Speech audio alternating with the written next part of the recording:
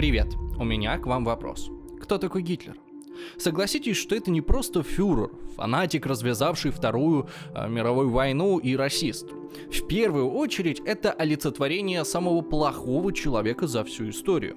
Гитлер буквально превратился в символ зла. Один из самых повторяющихся популярных сюжетов во всех культурах является борьба добра со злом. Так что ничего удивительного, что попытки замочить Гитлера стали востребованы в мировом искусстве. Сразу после окончания войны стали хорошо продаваться фантастические истории, как люди перемещаются в прошлое, убивают фюрера и войны не случается. В серьезной литературе обсуждался этический вопрос, можно ли убить ребенка, если известно, что он вырастет и станет Гитлером. Книги попроще соревновались в выдумывании временных парадоксов, приключений и экшена. Но тогда никто не думал, а можно ли было вообще убить в реальности Гитлера. Материалы об этом стали интересовать публику намного позже. Зато быстро выяснилось, что на вождя немецкого народа было запланировано и совершено больше покушений, чем на всех других политиков в истории. Во время войны количество и подробности покушений, как правило, тщательно скрывались гестапо. Но сейчас нам известно о 42 попытках убить фюрера и около сотни заговоров, которые, правда, не продвинулись дальше составления планов разной степени проработанности. После войны союзники не очень интересовались подобной информацией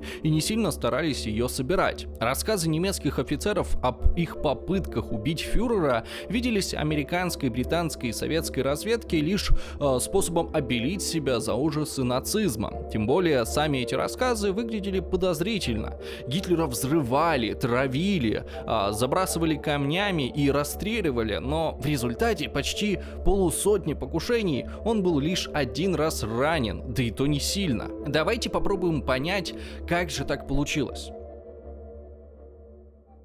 А пока я хочу спросить, как вам спится по ночам? Мне вот, например, не очень. Думаю, не нужно объяснять почему. Никакого режима нет, днем хочется спать, ночью не могу заснуть. А вообще-то хочется тратить на сон меньше времени и хорошо высыпаться. Не просто за тем, чтобы чувствовать себя бодрым, но и потому, что качественный сон влияет на нашу продуктивность, память и логическое мышление. Но что вообще значит наладить сон? Принимать снотворное, пить валерьянку и мелатонин? Нет, потому что это устранит симптом, а не причину. Поэтому есть вариант получше и понадежнее. Я решил воспользоваться простым и понятным телеграм-ботом Sleepy. Всего 10-15 минут в день, и уже через месяц ваш сон станет крепким и безмятежным. И все это за счет выполнения несложных заданий. Курс Sleepy — это не чьи-то инсайты, не личный опыт или банальные советы в духе «ложитесь пораньше». Он составлен на основе реальных научных исследований и одобрен врачами. Сейчас вместе с Sleepy занимается больше 35 тысяч человек, и больше чем 90% заметили улучшение сна уже в первой неделе. Кстати, вместе с ботом работает врач-сомнолог, которому можно задать вопрос прямо через Telegram. В общем, пройдя все задания Sleepy, вы навсегда закроете вопрос о том, как правильно спать. Сам курс, с учетом того, сколько в него вложено, стоит не дороже маски для сна, а эффект вообще не сравним. Так что переходите по ссылке в описании, запускайте Sleepy и проходите программу вместе со мной. Кстати, у меня есть для вас специальное предложение. Первые 200 человек, которые перейдут по моей ссылке или по вот этому QR-коду, получат скидку в 65%. Так что торопитесь и запускайте Sleepy. И потом обязательно возвращайтесь к видео.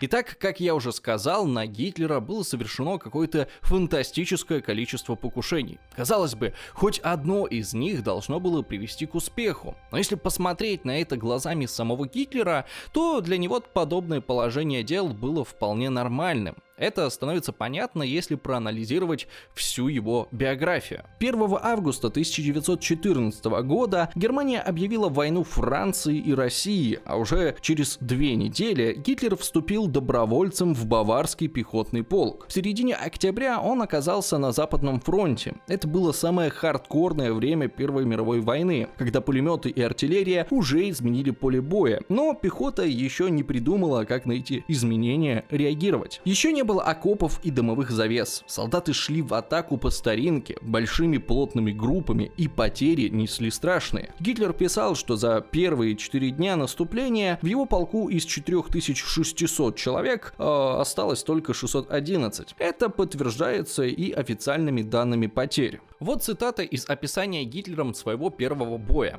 «Мы движемся через лес слева от дороги. По дороге не пройти. 4 раза мы поднимались в атаку и 4 раза вынуждены были отойти. Из всей моей команды, кроме меня, остается всего 1 человек. Наконец, и он падает.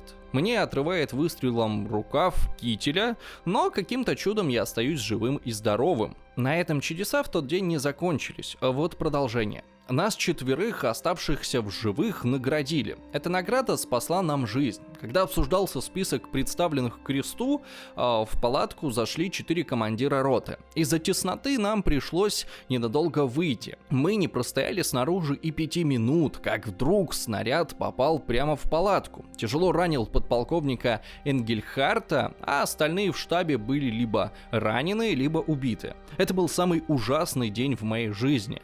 Мы все просто обожали подполковника Энгельхарта. В общем, Гитлер был из тех, кого сами солдаты на фронте называли заговоренными. Смерть обходила его стороной. Уже вскоре он стал связным в штабе полка. Это была опасная и ответственная должность, но связные долго не живут. Если обычный солдат при обстреле или вражеской атаке сидит в своем окопе, то связные в это время бегают по полю боя и разносят донесения. Для большинства из них война длится 1-2 больших сражения, после которых они выбивают либо в госпиталь, либо в могилу. Но Гитлер умудрился провоевать все 4 года. Опираясь на некоторые строки из его писем, исследователи предполагают, что чудом выжив в страшных боях начала войны, Гитлер поверил, что его хранит провидение для каких-то высших целей. Он перестал бояться умереть и умудрился собрать полный набор железных крестов.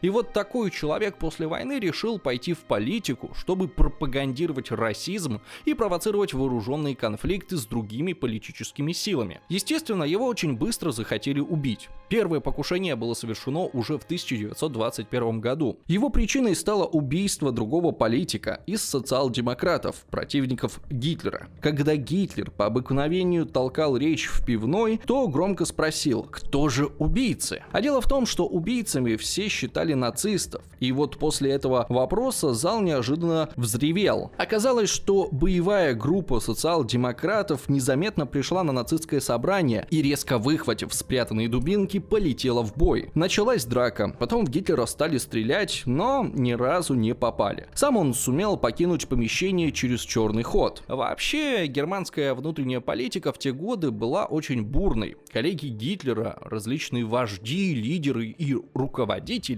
гибли как мухи. Только в период с 19 по 22 года было совершено 370 политических убийств. Через 4 месяца после провозглашения Баварской республики был убит ее премьер-министр Курт Эйснер. Жертвами насилия стали коммунисты Роза Люксембург и Карл Либкнехт, католический политик Матиас Эрцбергер и министр иностранных дел Ротенау. На публике Гитлер начал ходить с хлыстом якобы для обороны, но на самом деле он больше верил в пистолет, который тоже всегда носил с собой. Позднее он и свою племянницу Гели Раубаль заставил заниматься стрельбой. «Если ты живешь у политика, надо быть готовой к покушениям», говорил он ей, и следил, чтобы она активно тренировалась в обращении с подаренным Вальтером. Из-за этого Вальтера в 1931 году она и застрелилась. Ситуация с покушениями не упрощала и привычка Гитлера ездить по улице в открытых автомобилях. Сегодня можно найти много парадных нацистских снимков, где проезжающего фюрера приветствует толпа. Но в начале 20-х народ отнюдь не всегда был рад Гитлеру. Позже он вспоминал, что в то время мне было не до смеха, когда приходилось проезжать через обезумевшую свору. И надо сказать, не зря. В 23-м году в его автомобиль таки стреляли из толпы. В том же 1923 1933 году Гитлер должен был погибнуть во время пивного путча. Он повел толпу нацистов из пивной на захват власти в Мюнхене, и колонна нацистов натолкнулась на ряды полицейских и солдат. Сохранилась фотография этого шествия. На фоне темной толпы сподвижников Гитлер смотрелся как белая ворона, все благодаря светлому плащу. Начались переговоры. Власти кого-то пропускали, кого-то нет. Все были недовольны, ситуация накалялась. Вдруг полиции был отдан приказ открыть огонь. По толпе с небольшого расстояния начали стрелять из винтовок и пулеметов. Гитлер был в этой толпе самым ярким пятном и приоритетной целью для стрелков. Однако он даже не был ранен. Скорее всего, его спасли в тот день инстинкты старого солдата. Как только раздались выстрелы, он мгновенно упал на землю. Рядом с ним во главе процессии шел Герман Геринг, тоже герой войны. Но в отличие от Гитлера он не пехотинец, а летчик. Он до этого не попадал под огонь на земле, поэтому схватил 2 пули в бедро и пах.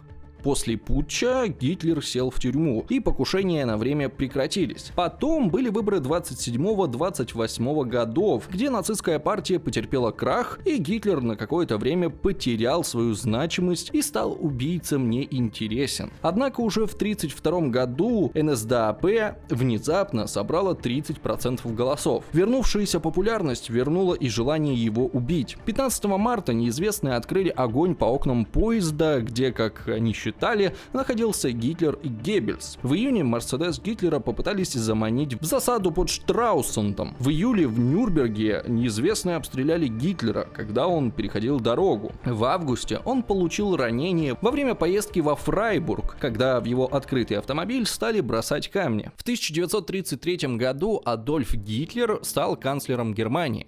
Тут надо сказать, что и до него на германских канцлеров покушались немало. Бисмарка на улице чуть не зарезал убийца. В 1931 году рейхсканцлер Брюнинг получил посылку с бомбой. Во времена правления Франца фон Папина в коридорах рейхсканцелярии была арестована женщина, которая незаметно принесла с собой кинжал. После назначения на пост государство взяло Гитлера под усиленную охрану. Группа из 11 сотрудников политического отдела берлинской полиции круглосуточно охраняли канцелярию. 4 из них всегда находились в полной готовности. Они прочесывали сад, наблюдали за самим зданием и улицами. Во время автомобильных поездок Гитлера сопровождал эскорт для определения самого безопасного маршрута. Но Гитлер мало верил в охрану государства. Он больше доверял личной охране из СС. Уже весной был создан так называемый Лейбштандарт Адольф Гитлер, элитное подразделение, из которого фюрер впоследствии выбирал телохранителей. Другой отряд составили чиновники криминального отдела Государственной службы безопасности. Вопрос был так важен, потому что далеко не все в Германии были очарованы бойким канцлером. Напомним, что Гитлер стал фюрером фактически незаконно. На последних выборах его партия набрала меньше половины голосов. Никакого народного объединения вокруг вождя не было, так что в адрес Гитлера сразу же пошел поток писем с угрозами, который не прекращался до 1945 года. Правда, после войны выяснилось, что часть писем писал руководитель СС Гиммлер, чтобы придать своему ведомству больше важности. Но тем не менее достаточно очевидно, что новых друзей захват власти фюреру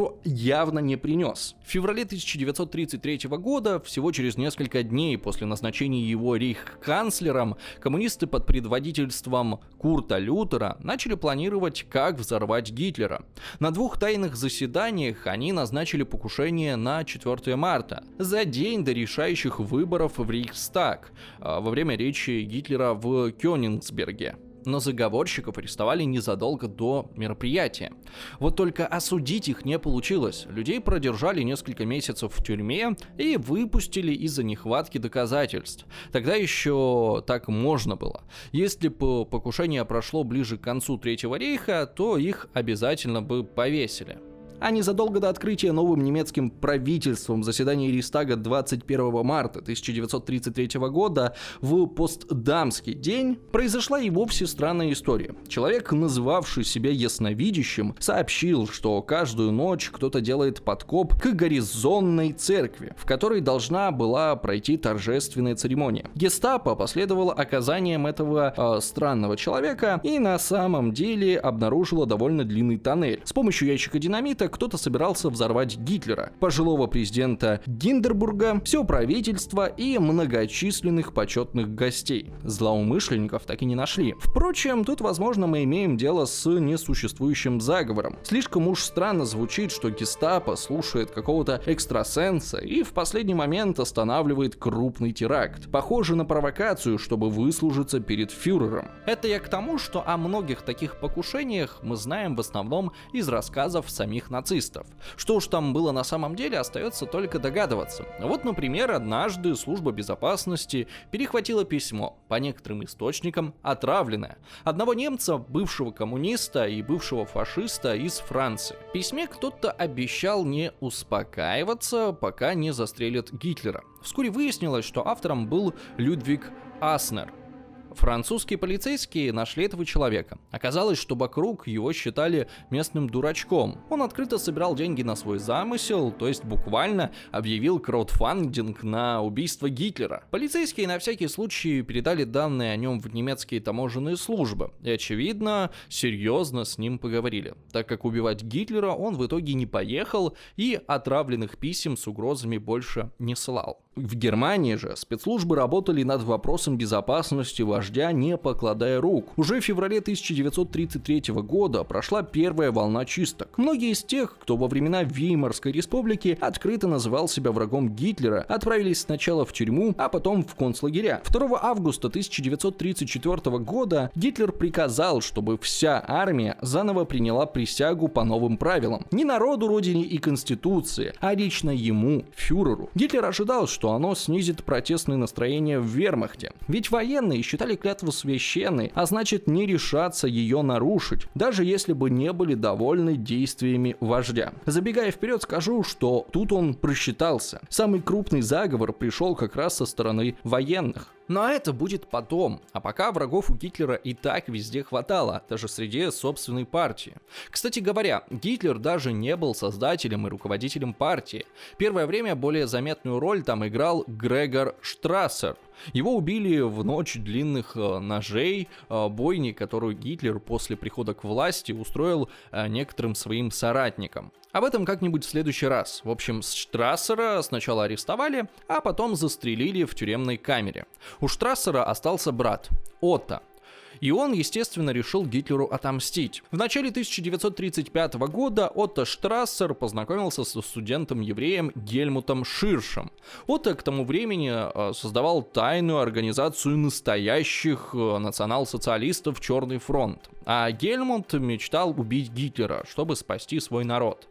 Вот на этом общем интересе нацист и еврей сошлись. Отто пообещал, что если настоящие национал-социалисты придут к власти, то евреев не тронут. 20 декабря 1936 года Гельмут Хирш поехал в Штутгарт, поселился в гостинице и стал ждать связного со взрывчаткой. Но план был обречен с самого начала. Конспирация у заговорщиков была нулевая. Хирш прописался в гостинице под настоящим именем, а там о приехавшем евреи тут же доложили куда следует. Затем заговорщик, который должен был привезти взрывчатку, вел себя настолько непрофессионально, что его арестовали еще при пересечении границы. Кроме взрывчатки, гестапо получило от него всю необходимую информацию. Студента и его помощника в марте 1937 года приговорили к смерти. Отто Штрассер на этом свою идею не бросил и был организатором еще нескольких покушений. Так, в марте 1937 года гестапо выяснило, что в Германию с заданием от Штрассера из Чехословакии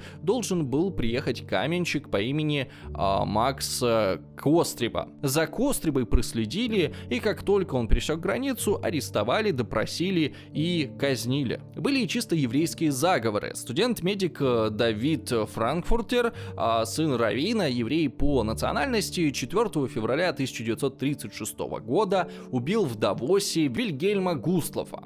местного лидера нацистской партии. По идее, его целью был Гитлер, но к тому времени он уже был вне досягаемости для Давида, и он решил убить хоть кого-нибудь. Нападению не смогли помешать, несмотря на то, что гестапо получило предупреждение о готовящемся покушении. Вы не поверите, из сионистских кругов. Это один из наиболее удивительных фактов в истории гитлеровской Германии. В первые годы интересы нацистов и сионистов внезапно совпадали. Первые хотели очистить Европу от евреев, а вторые были заинтересованы в массовом переселении евреев в Палестину. Поэтому смерть Гитлера в их планы не входила. И о готовящемся покушении нацист Адольф Эйхман узнал от члена еврейской боевой организации Фейвела Полькеса. Публичные выступления Гитлера во второй половине 30-х уже неплохо охранялись. Гораздо удобнее фюрера было убить, когда он наслаждался горным воздухом в своем знаменитом имении Бертисгаден. Там он гулял с небольшим сопровождением, заходил в местную деревушку, общался с жителями. Однако, когда весной 1938 года туда приехал швейцарский студент-теолог Морис Баво,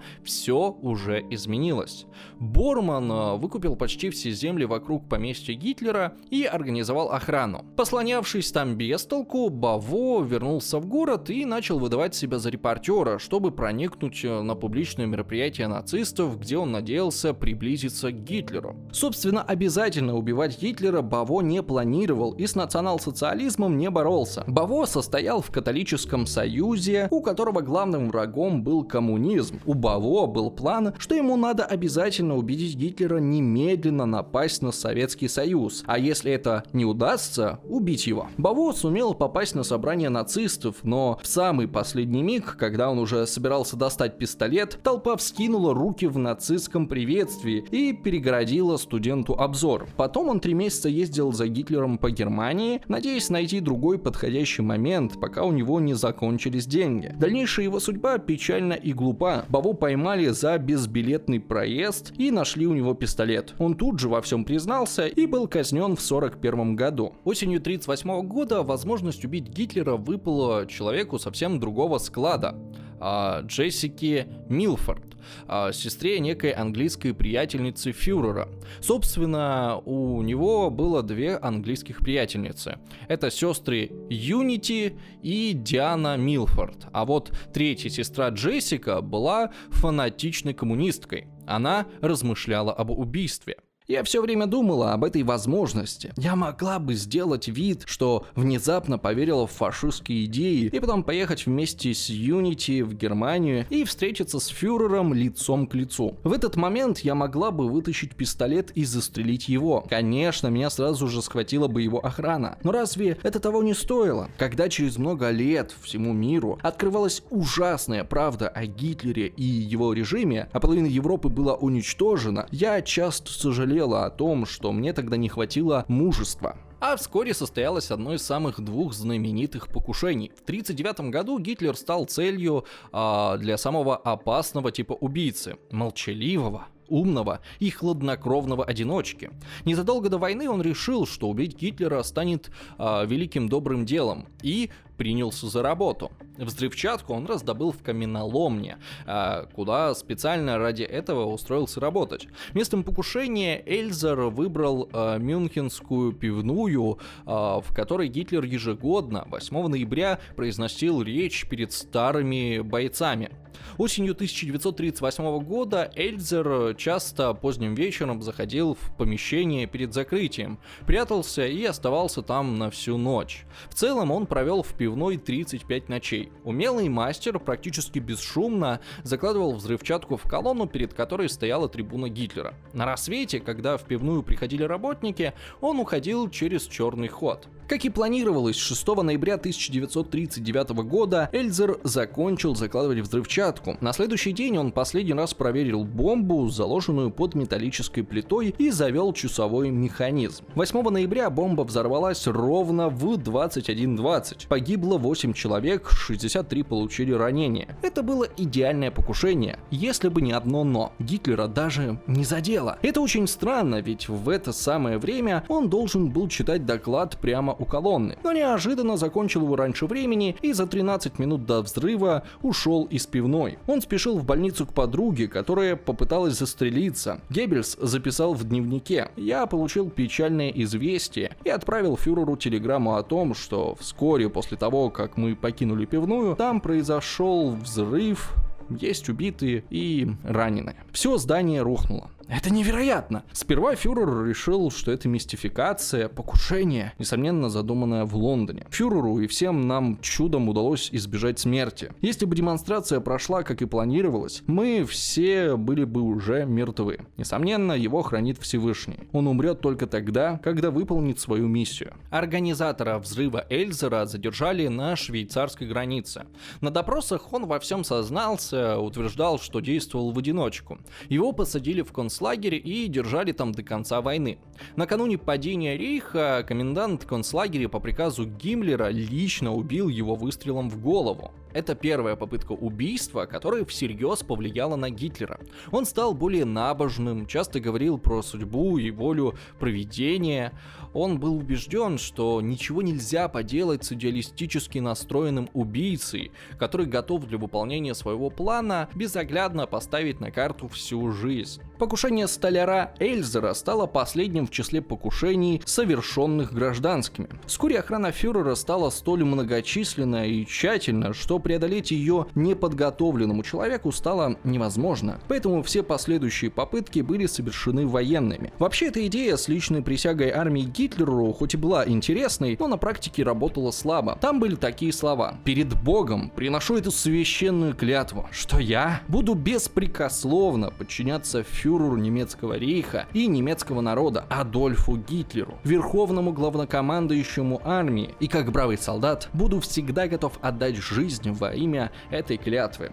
Это обещание не мешало немецким солдатам и отступать вопреки приказу фюрера и пытаться его убить.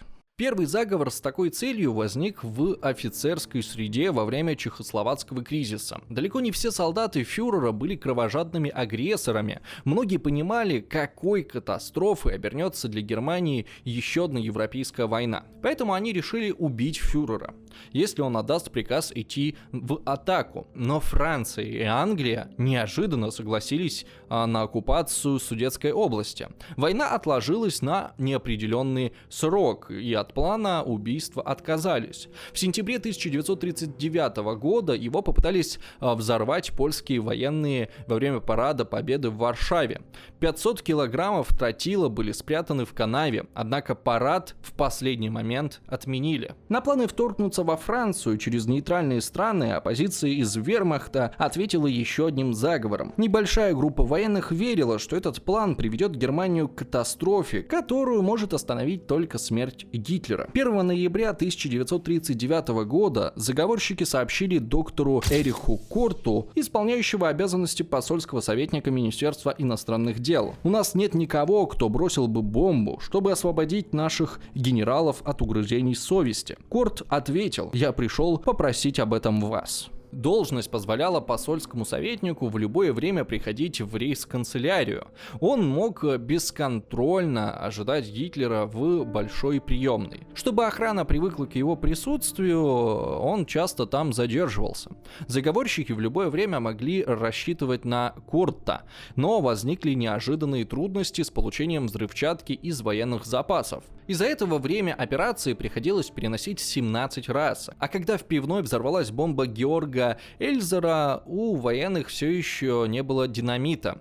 На следующий день, 10 ноября 1939 года, они вновь договорились отложить операцию из-за введения усиленных мер безопасности. Сразу несколько покушений готовилось в 1940 году, в день победного парада немецких войск в Париже. Бывший сотрудник Евангелистской церкви доктор Ойген Гестенмайер и граф фон ден Шуленбург планировали Гитлера застрелить, а англичане вообще придумывали разбомбить весь район Триумфальной арки. Но в последний момент момент парад был перенесен на май следующего года. В мае армейские заговорщики планировали Гитлеру стрелять и бросить гранату, но он на парад не приехал. Но настоящий вал покушений начался, когда офицеры вермахта на Восточном фронте поняли, что победить не получится, и война идет к катастрофе, предотвратить которую, возможно, поможет убийство фюрера. Когда в марте 1943 года Гитлер прилетел в группу армии «Центр» в Смоленск, его за недолгий визит пытались убить трижды. Несколько офицеров должны были перехватить и убить Гитлера в роще по пути из аэропорта в штаб-квартиру. Но Гитлера охранял вооруженный эсэсовский эскорт, план был отменен. Во время обеда те же военные планировали по условному знаку встать из-за стола и начать стрелять в Гитлера. Главнокомандующий генерал-фельдмаршал Гюнтер фон Клюге знал об этом плане, но решил не вмешиваться. Однако Гитлер на обед не явился, после чего фон Клюге запретил нападение, сославшись на свой страх перед возможной войной между СС и армией. В ходе последней отчаянной попытки Фабиан фон Шлабрендорф передал бомбу замедленного действия, замаскированную под упаковку от 2 бутылок ликера. Якобы это подарок, который нужно передать в Германию. Предполагалось, что бомба взорвется в самолете, когда Гитлер будет лететь обратно. Но пакет с подарком положили не в салон, а в трюм самолета, где он обледенел и поэтому не взорвался. Когда стало ясно, что план провалился, заговорщик фон Шлабрендорф немедленно вылетел в Германию и забрал посылку до того, как ее успели обнаружить. Но это еще было не все. 21 марта 1943 года Гитлер посетил берлинский оружейный склад, чтобы осмотреть трофейное советское оружие. Его экскурсоводом был генерал-майор Герсдорф. Через несколько мгновений после того, как Гитлер вошел в музей, Герсдорф привел в действие 2 10-минутных запала на взрывных устройствах. Его план состоял в том, чтобы броситься Гитлеру в смертельные объятия. Но вопреки ожиданиям, Гитлер промчался через музей менее чем за 10 минут. После того, как Гитлер покинул здание, Герсдорф смог обезвредить устройство в общественном туалете в последнюю секунду. Следующим взорвать себя вместе с фюрером согласился майор Аксель фон Буше. Буше был человеком выше 2 метров ростом, светловолосый и голубоглазый, ходячий нацистский идеал. Поэтому его выбрали в качестве модели, чтобы продемонстрировать новую зимнюю форму армии перед Гитлером. В своем рюкзаке Буше спрятал мину, которую он планировал взорвать, обнимая Гитлера. Однако просмотр формы был отменен после того, как железнодорожный вагон с образцами взорвали во время воздушного налета на Берлин. Единственное покушение, которое нанесло Гитлеру хоть какой-то физический ущерб, случилось 20 июля 1944 года. Оно стало самым знаменитым и самым масштабным. Его основным исполнителем стал полковник Клаус Шенк фон Штауфенберг. А вообще в число заговорщиков входили 2 генерал-фельдмаршала, глава разведки и несколько его заместителей, генерал-полковник, министр финансов Пруссии и еще куча видных офицеров и чиновников. И операция тоже готовилась с размахом. Все понимали, что убийство Гитлера — это только первый шаг. Дальше надо обязательно в суматохе суметь взять власть в свои руки. Они даже разрабатывали план устройства Германии на основе консервативных и монархических взглядов. Планировалось, что захват власти поможет так называемая резервная армия генерала Фромма. Сам Фром был в курсе заговора, был не против поучаствовать, но занимал выжидательную позицию. 20 июля главный исполнитель Штауфенберг вместе со своим адъютантом вылетели в ставку Гитлера. В одном портфеле у них были бумаги для доклада о создании 2 новых дивизий из резервистов, а в другом 2 пакета пластиковой взрывчатки британского производства. Первая неудача их ждала, когда совещание было перенесено из подземного бункера, где поражающая сила от взрыва была бы гораздо больше, в деревянную казарму. Перед началом совещания Штауфенберг отправился в приемную и активировал детонатор. Но внезапно вошел один из штабных офицеров и попросил его быстрее вернуться. Это помешало ему активировать вторую взрывчатку, что тоже уменьшило силу взрыва. Когда Штауфенберг вернулся, он попросил дать ему место у стола поблизости поближе к Гитлеру, ссылаясь на проблемы со слухом.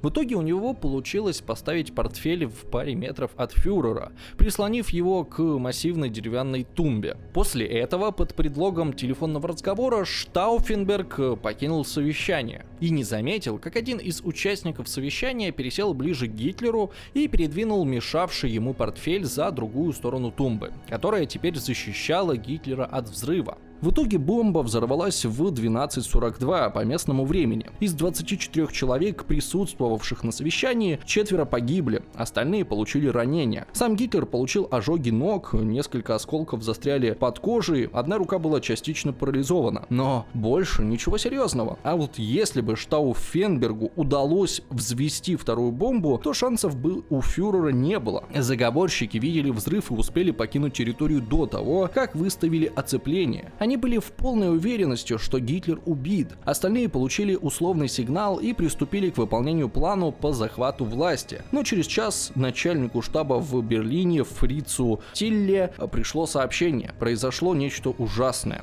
Фюрер жив. Но деваться было уже некуда, и план решили не отменять. Резервная армия выдвинулась на позицию в Берлине.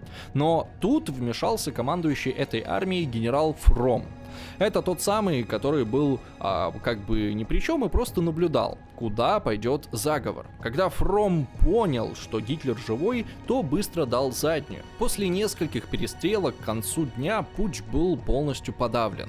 Фромм лично арестовал и приказал расстрелять главных заговорщиков. С одной стороны, он стремился продемонстрировать лояльность Гитлеру, а с другой — убрать опасных свидетелей, которые могли бы сказать, что Фромм вообще-то все знал заранее и не вмешивался. Спойлер, не помогло. В будущем следователи нашли записи, которые прямо указывали на генерала, так что его тоже потом арестовали и казнили, как и еще почти 5000 человек. Это чтобы вы понимали, насколько этот заговор был масштабен и насколько отличался от всех предыдущих. После войны участники покушения 20 июля, как ни странно, долгое время считались в глазах немцев предателями. Но там и Гитлер оставался популярным политиком вплоть до середины 50-х. Но в современной Германии эти люди считаются национальными героями, которые отдали свою жизнь во имя свободы. Их именами названы улицы, им поставлены памятники. Но цели они свои все же не достигли. После этого покушения охранный режим усилили настолько, что добраться до фюрера стало нереальным для любых убийц. К тому же вскоре стало понятно, что и убийство Гитлера вряд ли остановит, например, Советский Союз, который уже рвался в Германию, чтобы мстить за то, что немцы натворили на его земле. Да и западные союзники оккупацию страны вряд ли отменят. Поэтому война продолжалась еще почти год, за который новых заговоров уже не возникало. Высшие чины с каким-то фатализмом смотрели, как фюрер продолжает вести Германию к полной катастрофе и унижению, пока единственное удачное покушение на Гитлера не совершил сам Гитлер. Но это Германии уже не помогло. Спасибо за просмотр, не забудьте поставить лайк, написать какой-нибудь комментарий и подписаться на канал, если все еще этого не сделали. Также подписывайтесь на наш телеграм-канал, где мы ближе общаемся со зрителями и, в числе прочего, делимся фильмами, кадры из которых использовали в ролике. Ну а если вы можете и хотите поддержать нас деньгами, то в описании есть ссылки на Patreon, Boosty и криптокошельки. У нас есть отличный дружеский чат со спонсорами канала, где мы обсуждаем будущие темы и делимся новостями. И как обычно, я хочу поблагодарить тех, кто уже нам помогает. Это Влад, Сергей Владимиров, Николай Грищенко, Водолей, Алексия Суис, Роксолана, What Reminds of Me, Степан Бандера, Политический цирк, Юлия Вильянин, Денис Романов, Душный Дэн, Владимир Тихарь, Игорь Новотный, Crazy Cat, 33 шальных узбека и секс-инструктор НАТО с визиткой Яроша на Абрамсе. А еще этих замечательных людей. Всем удачи, всем пока!